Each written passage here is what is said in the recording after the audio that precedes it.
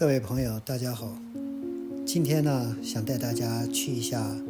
美加边境的这个和平拱门公园，去转转看一看。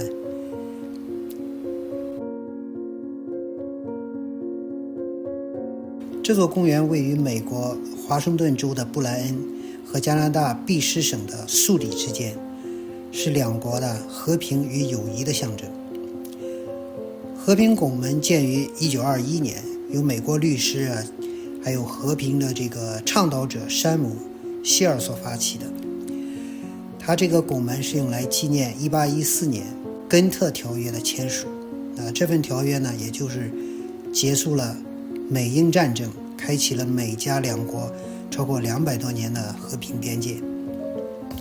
拱门高大约20公尺，由混凝土建造，上面刻着同母之子，背面呢则写着和睦相处的兄弟，象征美国和加拿大两国人民血脉相连，友谊长存。更特别的是，公园的范围横跨